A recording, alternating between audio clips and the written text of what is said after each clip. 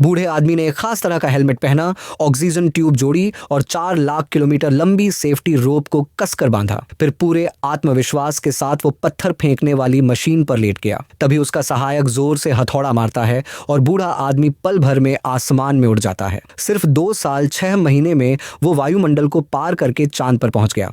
मगर जैसे ही उसने चांद की जमीन पर कदम रखा, सामने का नजारा देखकर वो दंग रह गया।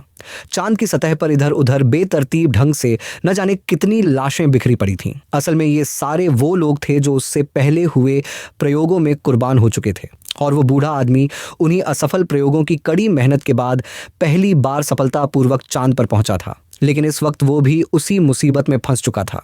चांद वैसा सुंदर और सुखद नहीं था जैसा उसने सोचा था। जिंदा बचने के लिए उसने चांद पर पड़ी लाशों को घसीट घसीट कर एक विशाल सावधान संदेश तैयार किया, जिससे कोई उसे बचाने आए। फिर आसमान की ओर देखकर वो चीख चीख कर मदद की गुहार लगाने लगा।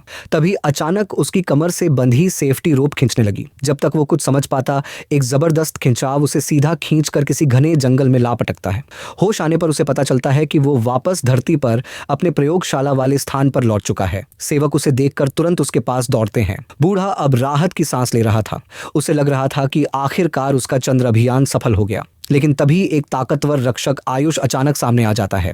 वो चेतावनी देता है कि अगर दोबारा ऐसा कोई प्रयोग किया तो जान से मार दिया जाएगा।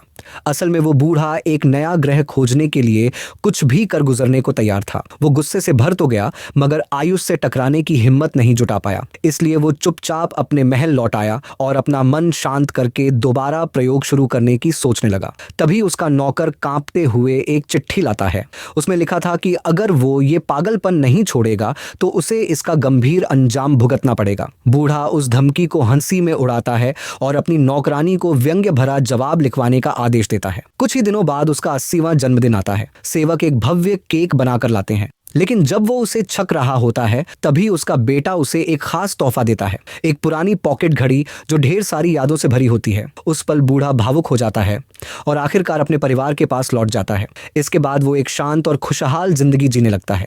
कहते हैं, इंसान चाहे जितनी दूर चला जाए, उसे सुकून वहीं मिलता है जहां अपने हों। अगर आपको भी ये कहानी कुछ सोचने पर मजबूर कर गई तो एक लाइक जरूर करें, और ऐसी ही अनोखी कहानियों के लिए चैनल को सब्सक्राइब करना मत भूलिए। और हाँ, अगली कहानी में आप किसका नाम देखना चाहते हैं, कमेंट करके जरूर बताएं।